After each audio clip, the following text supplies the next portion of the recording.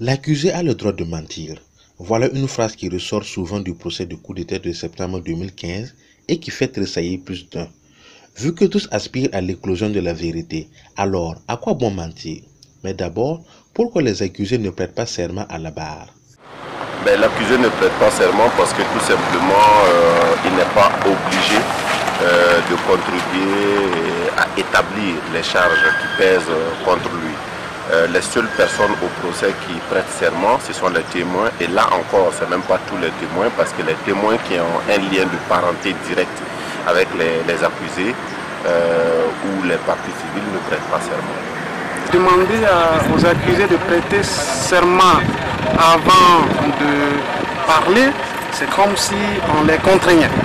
Parce que l'accusé dispose d'une liberté de se défendre.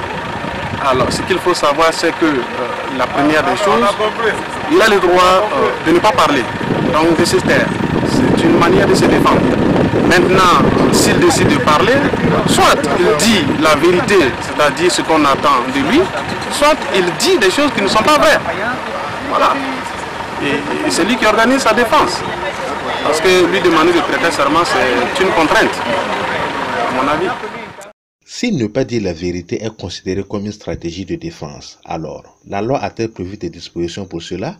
Les mêmes dispositions qui prévoient que l'accusé n'est pas obligé de participer donc à sa propre inculpation, ça veut dire que le fait pour l'accusé de mentir n'est pas une infraction. Un témoin, lorsqu'il ment, il peut être poursuivi pour faux témoignage. Mais un accusé, lorsqu'il ment, il n'y a aucun problème tant que il veut profiter de ça pour se tirer d'affaire. L'accusé a, dans le cadre donc, des droits de la défense, le droit de ne pas dire la vérité, le droit de ne pas parler, le droit de dire des contre-vérités. Et d'ailleurs, dans ce procès, on se rend compte que les accusés ont très bien compris cela.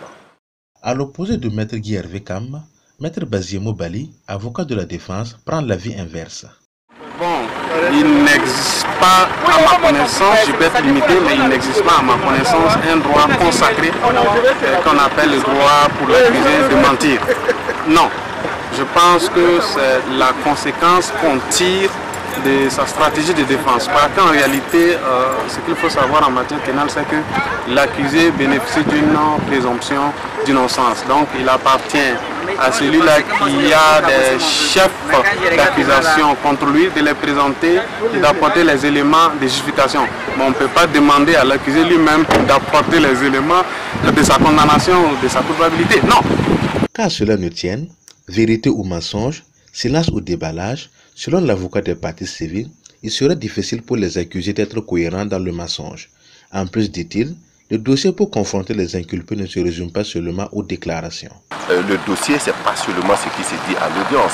Le dossier, il y a une enquête préliminaire, il y a une instruction, une information judiciaire qui a duré près de 2 ans, qui comporte des dossiers qui vont être confrontés aux déclarations donc, des accusés à l'audience.